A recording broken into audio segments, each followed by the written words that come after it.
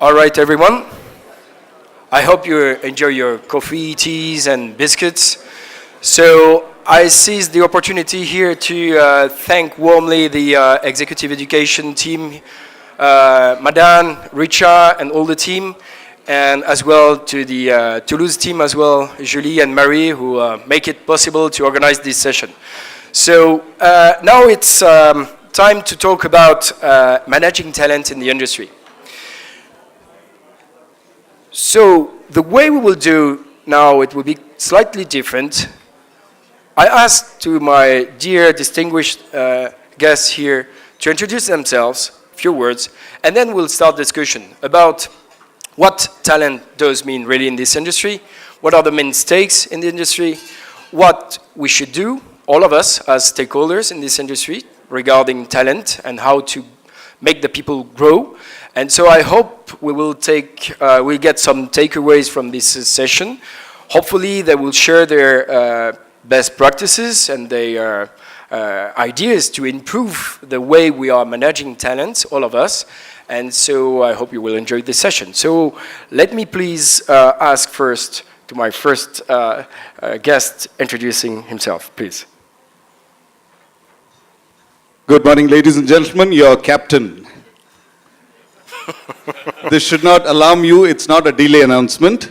My name is Sam Thomas. I represent Airline Pilots Association of India. Our parent organization is called International Federation of Airline Pilots Associations, based in Montreal, right next door to ICAO. We have a membership of 100,000 pilots from 100 countries.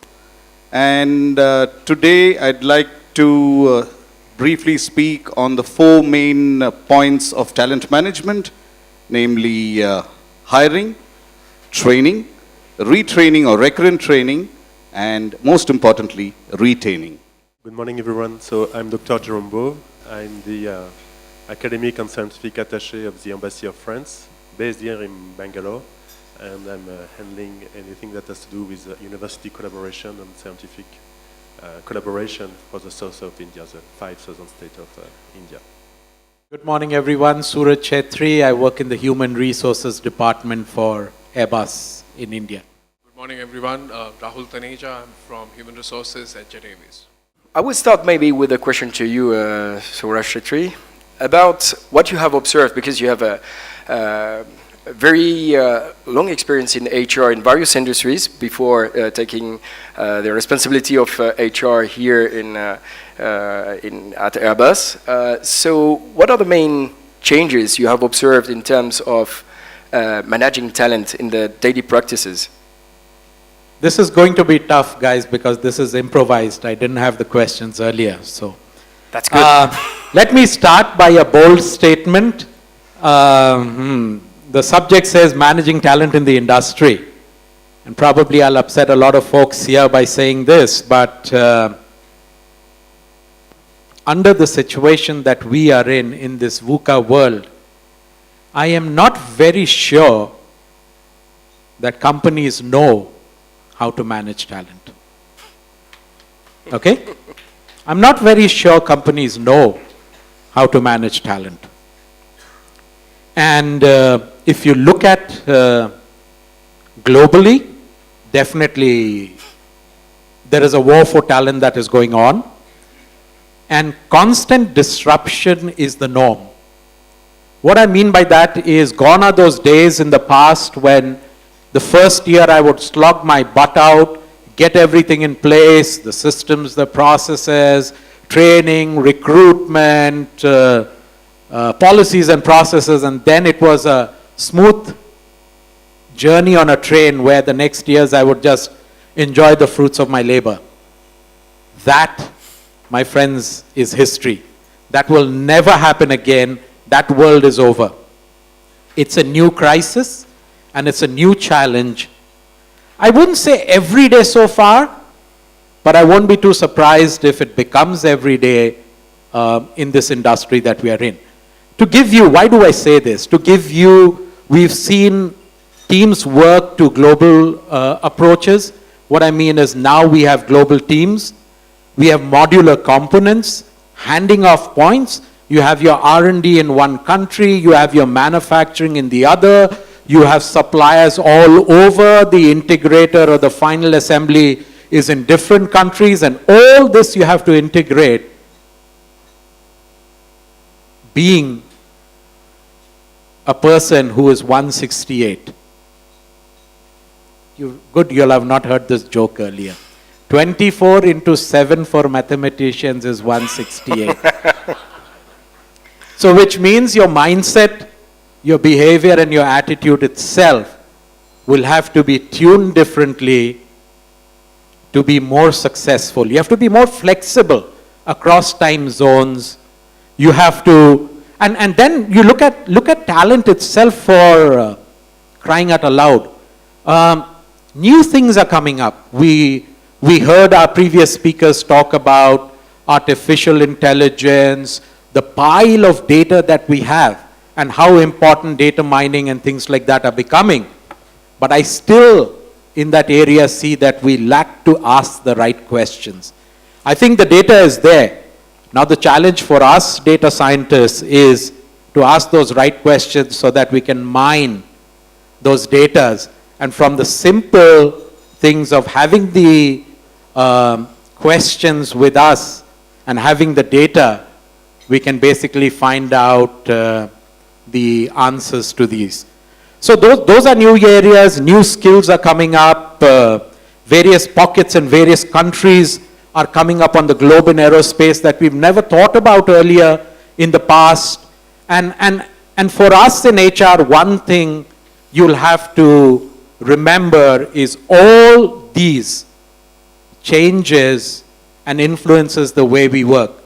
The demographic change in the different countries, looking at the shift of the trade balance, of where trade is going, looking at new manufacturing trends, technology, the way it is affecting life, where we hire, can we hire? Now, a talent in India is a talent anywhere else in the world, a talent anywhere else in the world is a talent in India. So that concept, and you know, the last complex thing that I see, and it's very challenging in aerospace, is technology or knowledge is doubling every year. And here we talk on the one side that knowledge is doubling in a particular area every year, and on the other side we say it takes years together in aerospace and aeronautics to build experts. You see the paradox? If knowledge is doubling every year, and for us it takes 15 or 20 years to develop experts in sub-domains of aerospace, and combine that with the generation, I call them the Maggie generation today, because I've grown up in India watching the 2-minute Maggie ad. They want everything instantly. Combine that with that trends that the talent has today, you have a cyanide combination. And that's what makes life in HR exciting and challenging for me, Christoph. Yeah, thank you for that. You said many things in this answer, because you talk about international stakes, that working in India is working globally. You talk about flexibility, you talk about the impact of technologies, and again, the artificial intelligence and all the data analytics and so on.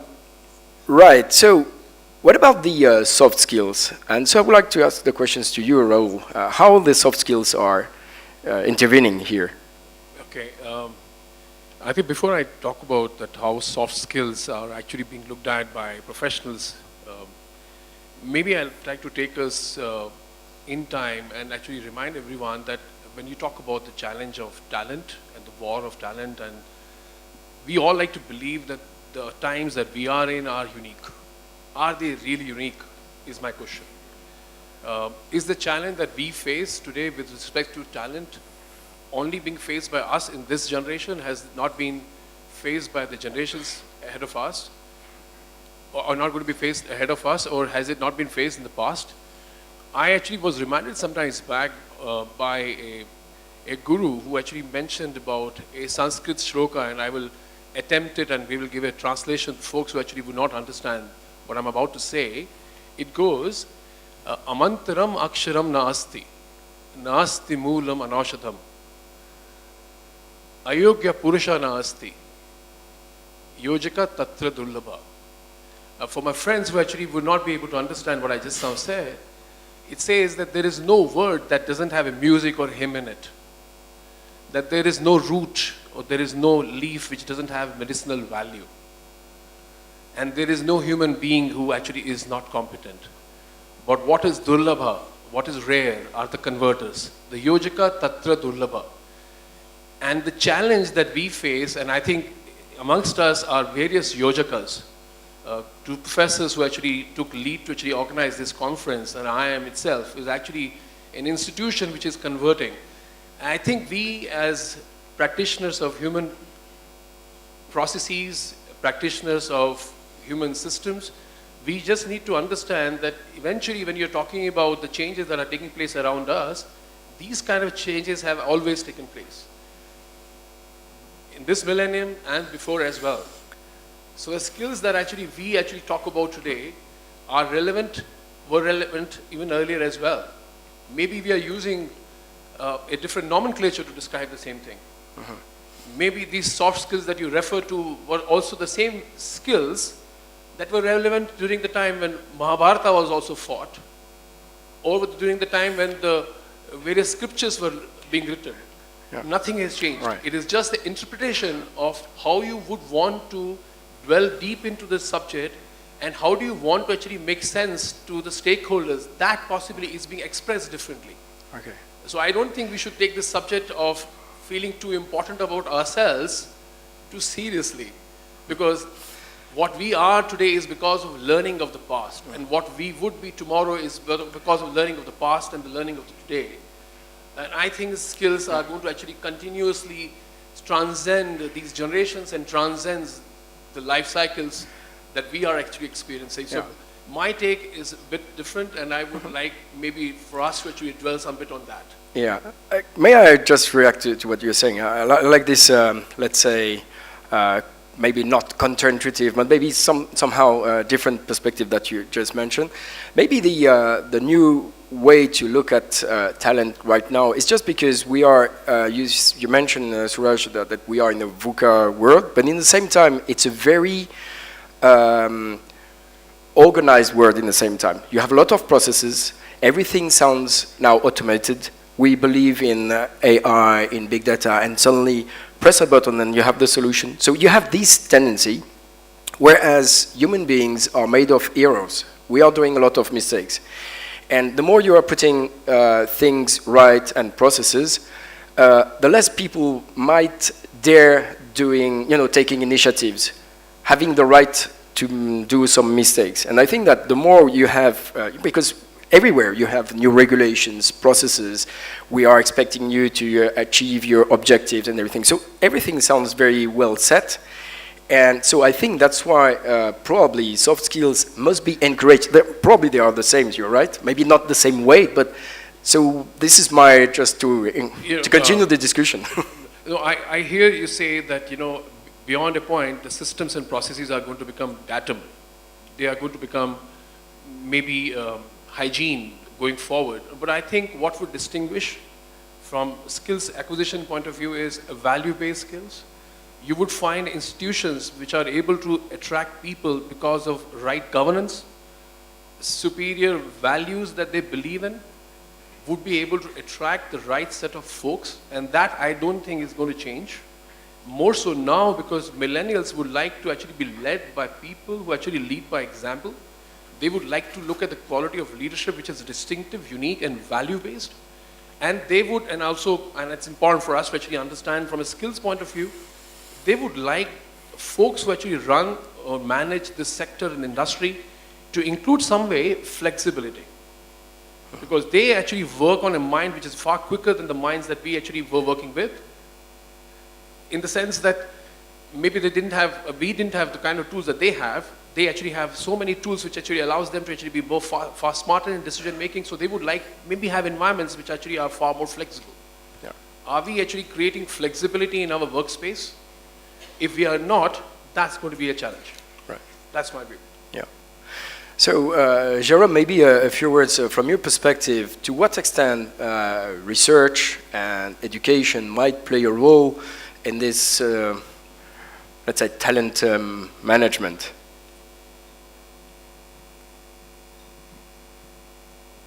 Well, actually, your question is really in line with one of our main objectives. About a year back, the Ministry of Foreign Affairs of France was here in Bangalore, and we launched something called the Bangalore chapter of France Alumni. And the goal that has been set that day is that while at that time there was about 3,500 Indian students going to France in 1 year, he said by 2020 it has to be 10,000. So we are working on that. And the reason why we want all of those students and why they are so welcome in France now, Indian students, it's because considering the importance of India, economically speaking, we want the future leaders of India to know really well France and the other way around. So we need to have this really good experience of the young people in the other country so that they know each other really well. So this is really actually, if we just talk about student mobility, it's kind of look of as a pretty light subject, but it's actually a pretty important objective, and it's quite strategic. So now,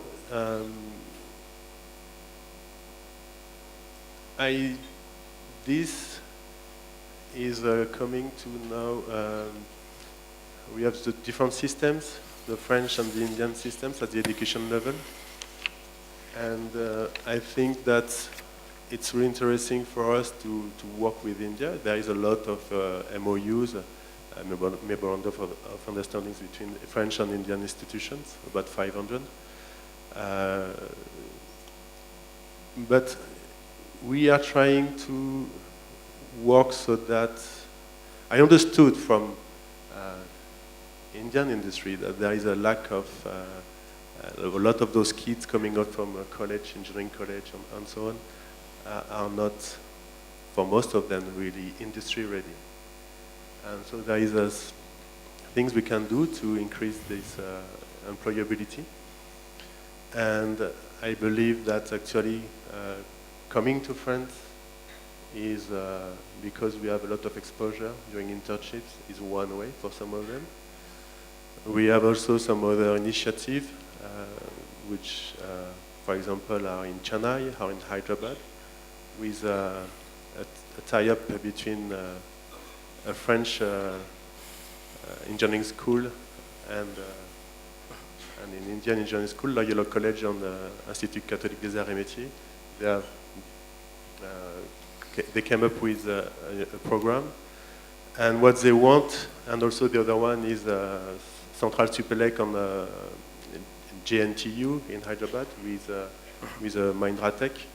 And the idea for those two French schools was to include those new schools they have in India with their international network. And they want to have students and young professionals trained in India according to their own system that is actually an international system, because they also do that in Africa, and in South America, and in China, for example. But it's really, really difficult, and those experiences are quite constrained by the different regulations and different policies in India. So to come back to our target, we have done different things. One is that now we are working hard to provide much more scholarships so that Indian students can come to France. And also we are working on a memorandum of understanding between our two governments so that we recognize the diploma from the other country. Yeah. And so that if someone comes And I think, sorry to interrupt, but I think it's coming up in March because should be of signed this in 2 knowledge weeks. summit should be signed between in 2 France weeks and when India. the Yeah, right. president will Yeah. be there. Absolutely. So this is at the master and bachelor level now. We are, there is also initiative at the PhD level. And we have a 30 years old organization between France and India that is called the Indo-French Center for Promotion of Advanced Research.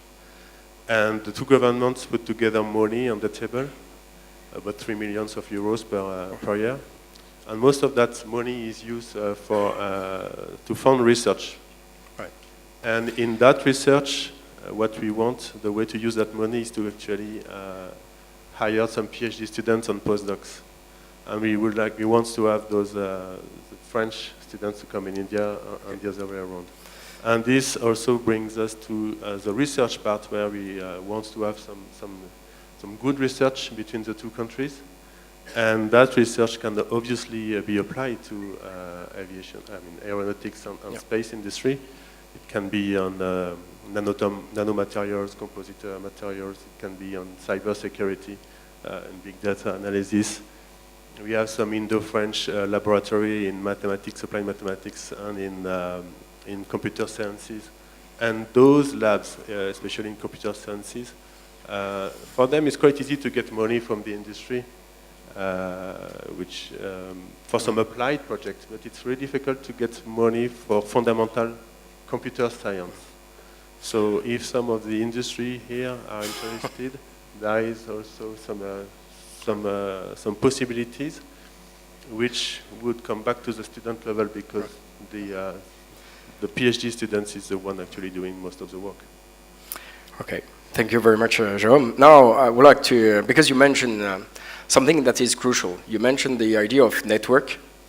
And so I would like to ask you now, Captain, to react about this, because you're the head of ALPA, right? So this is precisely about, I would say, networking with the stakeholders. And so to what extent, in the frame of this activity, are you contributing to this topic of today?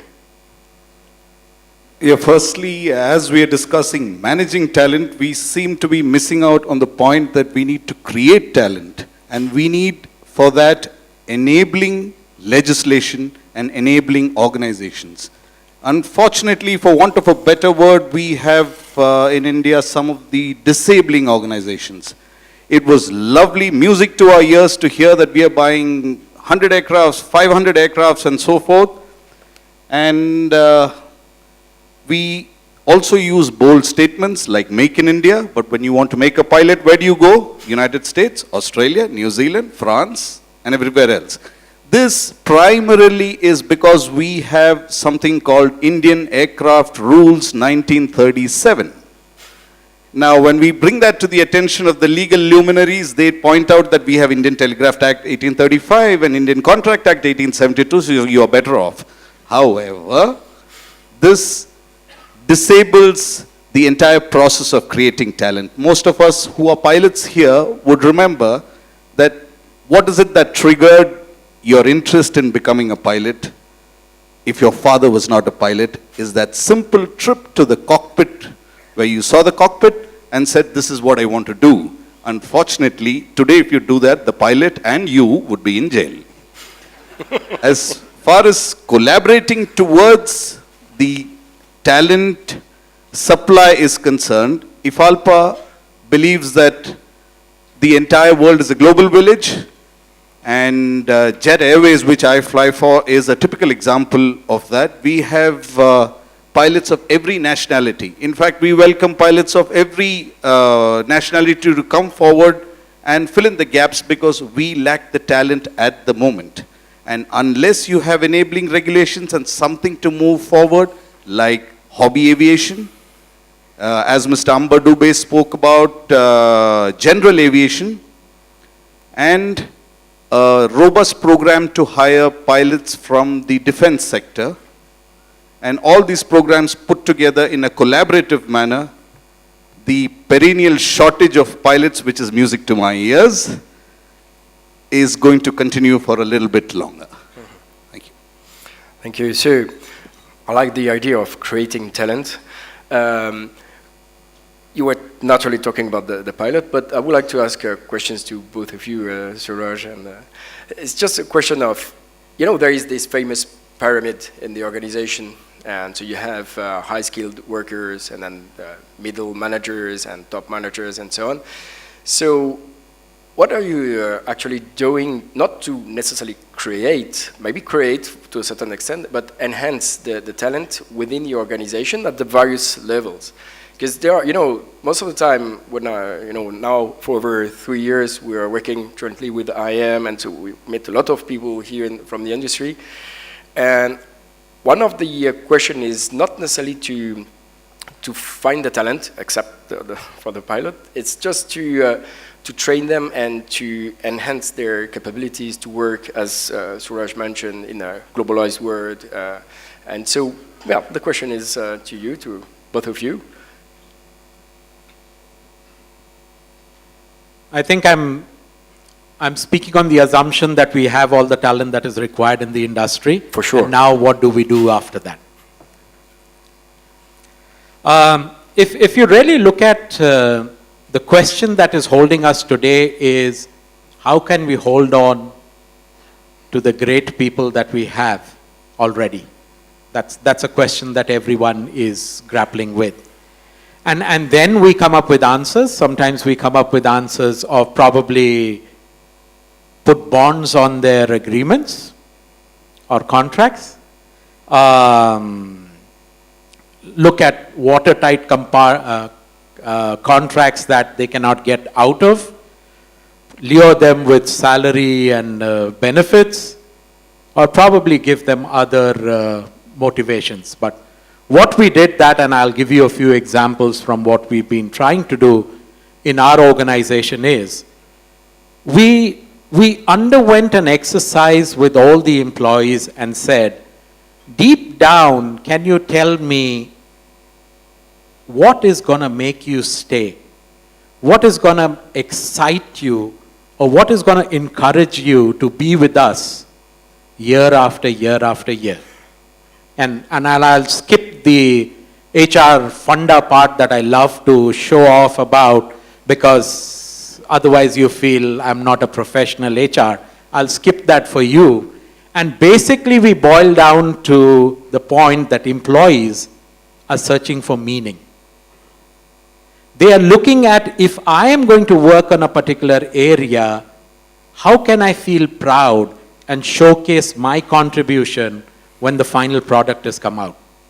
So it's basic the meaning of work that would drive individuals at individual capacities. And secondly was technical expertise. If every year after year they ask themselves the question, do I know more technically today than I knew a year ago? And the answer is yes. I think the organization has done okay to keep them within the organization. Then on the manager side, it was completely different. When we did the entire work with the managers, the question came is of power and influence. How much of power is given to me, and what can I influence? And when we looked at that, we looked at autonomy, and we looked at how we can give them more responsibility without managing them in a micromanagement. We looked at various things within the organization of how we could make this structure flatter. Okay? So shrink the pyramid and make it a line. We've still not succeeded. But we are on the process to ensure flat organizations. We are on the process to ensure we start out.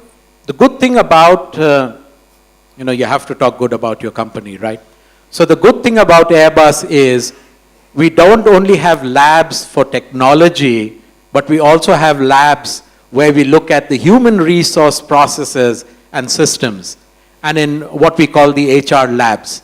And in one of the HR labs, we came out with an idea of why can't we look at trust-based teams, and we can look at giving the responsibility of the decision of things where it should lie, rather than going 5 levels up to the, I'll not say the CEO because he is sitting here, one level below that for him to take the decision when he has practically little or no clue about what decision should be made at the team level. So these were the few things that we worked on. Excellent, thank you. Yeah, I think very enlightening thoughts. To your question, Christoph, you mentioned about that what kind of developmental endeavors that enterprises need to adopt. I think since we are sitting in aviation and in the airline with the executives from that space, I think it's important for us to understand that most of the training and the development endeavors for most of our organizations are prescriptive in nature. So you are either having training programs which are based on the equipment that you fly and the engine type, then you actually look at what regulator expects you to do. And if you do not move from prescriptive to developmental, and I am actually referring to moving from technical to maybe a functional, and then at the next level, leadership development. And I think those are some of the areas that we must have an impetus on. At Jet Airways, we are endeavoring to actually do that. So for example, Captain Sam Thomas is a responsible captain of a 777 aircraft, and he actually owns the responsibility of ferrying 300 plus folks, plus about a machine which is approximately about $100 million. So he naturally assumes the responsibility of being a leader of that asset and that journey that he actually has been entrusted with by those 300 folks. But hey, how many times have we got that gentleman into the classroom and maybe engage with him, help him experience what are the other facets of his leadership that actually could actually become to use, maybe more relevant to the kind of changes that we experience around us today. And that's the kind of investment that we must do. And to one more point, which is about what kind of quality of talent, and we all talked about the demand and supply issues that we are facing for most of the industry. There is also one reality that many of us would know here, that there are close to about 6,500 pilots who actually are currently not employed in India. If we were to just do a simple mathematic and look at maybe a 20 lakh rupees per pilot funding that the parent would have done or the child himself would have actually got the loan of, we're talking about $200 million of investment which actually has not yielded any results. Now, as a practitioner of human resources or as an industry which is faced with that kind of reality, I think the answers that we need to look at have to be more proactive, more constructive, and more worked at the ground level, which is at the level of primary school education, secondary school education, and at undergrad levels, where you actually make people aware of it, that it is not just getting your child to actually do a program which is going to cost you 20 lakh rupees or 1 crore rupees to become a pilot. It's about employability will require maybe different aspects of the skills. And to your previous question on skills, it is these are some of the challenges that we, the human resource practitioners, the industry, need to actually have answers to. That how do we make sure that this $200 million investment that actually has gone waste of parents and the stakeholders at large, how we can bring some of that back in future. And that's the challenge. And so to what extent are you collaborating with other industries? I mean, you know, to come back to what we said earlier in the first session, so because, you know, when listening to you, you have naturally your own perspective, you know, from pilot point of view, from the airline point of view, from the aircraft manufacturer. But to what extent are you nurturing your practices from other industries? I don't want to say best practices, but other practices to enrich maybe the way we are conducting these managing activities? Would you like me to go with that? Yeah. I think the industry, the service sector, service industry, the premises that we are sitting in, Taj, these are institutions which actually have taught to lots of us what service is all about. So I think one of the examples that the aviation sector has to actually look at is that how industry as distinctive and unique as hotel industry has been able to actually have programs which actually are created for those who actually would want to spend top dollars to actually stay in the hotel premises, to also economy hotels, to business hotels. So there is great examples ahead of us to actually look at that. There is an LCC model in the hotels as well, and there is a a high-end model in hotels. So I think one, you actually can look at, and we look at the hotel industry itself. Two, I think it's important for us to the point that Vinay made, data and data science. Aviation actually has been using data analytics only in the area of revenue management, network planning, and to some extent in customer engagement and customer experience management processes. But I think you need to now look at data quite substantially in flight ops.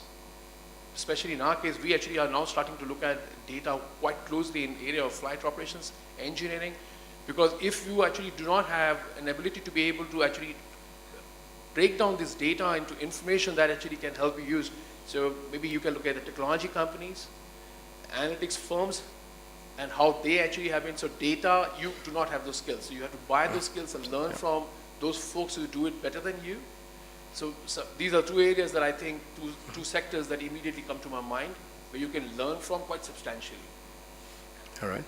What about you? You want to? Oh, Suresh, you want to say? I can just add a couple of things where, of course, the partnerships that we have with the different universities is another aspect that we cherish. What we have is, if you would have seen the slides that Dwarka presented in the morning, but he didn't talk about it, was one of the aspects was link the top. What we've tried to do is, of course, we do work with IIM Bangalore, but what we tried to do is we took three important aerospace universities. We took IISc in Bangalore, we took the National University of Singapore, and we took Supero from Toulouse in France, and brought them together in a common platform whereby those people would come here, spend a week to 10 days, understand what happens at IISc, understand what happens at Airbus, understand what happens in the manufacturing area, thereby bringing this network of collaboration between the universities. We also went a step ahead and got all the heads of the aerospace departments that have aerospace in the IITs and IISc together under our umbrella. And I was surprised to hear, this was a couple of years ago, that was the first time that in any forum, the head of the aerospace departments had met together. And we could get a lot of value from that. They could exchange, interact with the alumnus. They could look at the various projects. And then this last year, we took it to another level. We looked at the different projects that we could work on in the flight physics area, and then called these same professors back again and said, tell us, what do you what's your expertise? And these are the problems that we are working on. Can we collaborate with one another?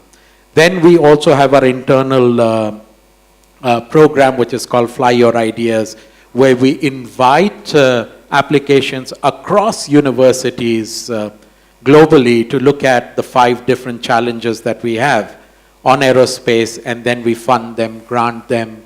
Siddharth is going to talk about BizLab later on. That's another initiative that we have. Toulouse Business School and IIM Bangalore coming together. I won't harp too much on that. Dwarka also talked about the Pilot Training Center that we just did the groundbreaking last year, which will help to that idea that Rahul was talking about and Sam was talking about of how do we upgrade to command? Do they have to go outside the country to get this expertise of becoming experts? And probably, you never know, ab initio training would be something that we could look at. Of course, Amber talked about the Rajiv Gandhi National Aviation University. That's one area that we would love to contribute towards. And so these are the few things that we've done that networks us into the ecosystem. Right. And I think only by doing this can we grow the ecosystem. Because if you honestly ask me, if tomorrow we were to set up a final assembly line here, please don't say that Airbus is going to set up an assembly line. Do we have the criterias from the talent side to ensure to make this possible? My answer will be no. And that's what we need to work on together. We can't do it alone. We have to partner in this efforts with everyone and to see the ecosystem in aerospace grow, mature, and develop. Excellent, thank you. If Captain, I may yes. just add, beg your pardon. We know very well that the HR industry is a well-established industry, and they are experts from there, know exactly what to do with respect to talent. However, in the airline industry, there's a little bit of a difference. Now, you'll excuse me, I tend to go towards the pilot as the only talent, because all pilots believe that we are the only talent that exists in the country. However, the challenges while managing a pilot and vis-a-vis another employee in the airline are quite different. Airlines have, the HRs of the airlines have begun to realize that and are moving towards that direction, but a lot more needs to be done. For a simple instance, like my friend and batchmate Rupa, who is a lady pilot, one of the senior lady pilots in the Indian industry, what a lady pilot goes through while doing the exactly same job as a male pilot, the challenges might be different. So a lot of thought process needs to go specifically into managing the talent pool of pilots. Do you want to play 20-20 cricket or do you want to play test cricket? You make a guy bowl 30 overs a day and he's gone in 3 days. So that is an aspect that HRs have begun to look at, and I wish they look at it in a little bit more sort of collaborative manner and a more comprehensive manner. Thank you. Interesting to mention the differences between aviation and aerospace. Are there other differences, according to you, that might occur when talking about talent between what is going on in the, let's say, industry and the aviation world? Are there some crucial differences? I think compensation. That's a good one. I think my colleague, and if I knew that Sam is going to be talking about HR of his own airline, that I would have chosen not to be in the same panel. But I think Sam makes a very relevant point. I think he also alluded to diversity and how do we actually do anything which actually will help us become really responsible enterprises and corporate citizens. Happy to mention it here, not a propaganda, but the fact is that close to 17% of the folks that fly with Jet Airways as captains and first officers are women pilots, which is the highest possible in all of Asia. And the kind of programs that we have to define and design from a benefits point of view actually have to suit to that gender diversity that you believe that you must thrive on. And we actually have designed our programs which are actually industry leading just to make sure that we are able to attract the finest women talent in our company. I think the differentiation that you're talking about, I think you're talking about the difference between the different companies and their experience and the how versus a life cycle we map to. Mm-hmm. Now, folks before us have actually spoken about it, that in Indian industry currently it's a state of infancy, and hence the growth opportunities are huge, and hence consolidation may also happen. Scales that currently actually are finding it difficult to actually earn profits actually will maybe collaborate, maybe learn from the way in which the Americans and other folks have actually started to make money in aviation. In India, the kind of margins that we unfortunately are left with to do development actually are shoestring margins. Suresh was alluding to the fact that Airbus actually is at the leading edge of investing in talent by collaborating with schools and universities across the world. This is our endeavor as well at Jet Airways, and we are doing it our bit, and I would not want to talk about the specifics what we are doing.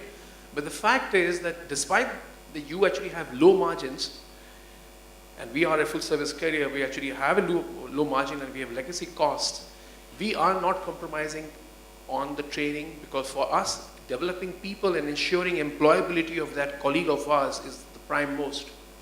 So whether it is impetus on functional training or it is an impetus on even the prescriptive training, we would want to be at the leading edge of what we are expected to provide for, because the most important thing that we from aviation sector promise to our guests is a safe travel. And for safe travel, you cannot do any compromises, both on deployment and also on development. All right. So you're saying that actually there is no compromise, and I completely understand and agree with this. So do you consider that doing what you're doing, all of you, it's real investment, it's capital investment, or human capital investment? And so how do you manage the risk of seeing people going to some other companies? Because you're betting on some talents, you're training them, you're nurturing them, and so what do you do? What are the, well, I don't know, your best practice to keep the people? Yeah, I think there is where culture comes in. This is where I was talking about the culture, the values of the company that actually make, we are the first private company in India to actually see the 25th year of its existence. And why? Because we were able to engage at all points in time since the time we began to now with our folks who actually matter the most to us. We are industry leading in terms of attrition management, and there are many things that we do in the enterprise to be able to actually make sure that you're not only able to actually manage this challenge of talent war, but you are also able to actually prepare your talent for the future, where they're going to be the warriors for you. So culture, the values, in our case, for us, family spirit is very important. We believe that you can do what you would want to do, but if you are able to offer your colleagues an environment where they are heard, they speak, and they actually can challenge you, and you do not actually feel offended about it, is something which we believe in and we actually thrive with. Family spirit helps us develop camaraderie between people. Mm-hmm. And how do you make sure that constantly you endeavor to communicate in time? And that's what we are doing. I'll just give you an example. In month of December and January, between 2 weeks, we held 19 town halls. As we speak, we actually today also holding some town halls. Yesterday we had one town hall in Bangalore and 4 other across. Whenever it's with me, meeting with pilots, sharing information real time. If you share information real time, you're able to engage. Let them not hear it from Economic Times. Let them not hear from the grapevine. Let them not hear from some friend who actually has come to know because he actually has ear on the ground. And that's something which, if we are able to overcome, you would be able to fight the talent war that we all are going to experience in the Indian aviation sector between now and next 3 decades. All right. We have a slightly different view from I'm sorry. Somebody once said that if you love someone so much, just set them free, and if you were meant to have them, they will come back to you. That's exactly the approach we'd like the airlines to follow with respect to pilots. There's no point chaining them there and putting in, like Mr. Chetri said, the contracts and bringing in legislation that does not allow even their families to move out of certain places. So we should look at the entire India and the Indian Airlines as one big pool of resources that can be harnessed by everybody. Do create more resources, like I said, so that you are not fighting for the... Yeah. I know it will bring down my salaries, but that's okay. But that, I think, is a way that we should go forward with respect to talent management, particularly with respect to the pilots. Just a couple of things. I think I fully agree with the approach that they're talking about, both my friends Rahul and Sam. We at Airbus also believe that if you can't keep them, don't try to force them to stay with you. Because 2 things. One is, if they stay back with you, they will cause more problems than they would have to the next organization that they would have gone to. And secondly, what happens is you will not be able to do that with everyone and anyone. So what we do at Airbus is we try to show them what's available. And the good part with us is it's not only India. Dwarka is giving you figures of 600, but that's not only India. If I can't give you an opportunity in India, I can always look at the rest of the world to give you opportunities there. But then if you still want to go and join a B company, that we leave it up to our employees, because in the long run, we are setting up leaders and we are setting up the other organizations in India. Thank you. So we have almost finished this session. Thank you very much. Before concluding, just maybe from all of you, one word to define talent. Just one word. Just one word. Start first. Tough. Pilots, lack of it. Jérôme? Thinking out of the box. Talent is what talent does. Critical.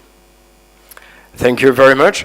I would like to just, in a nutshell, sum up what we've said. So, like some 10 takeaways or just keywords that we discussed during this session.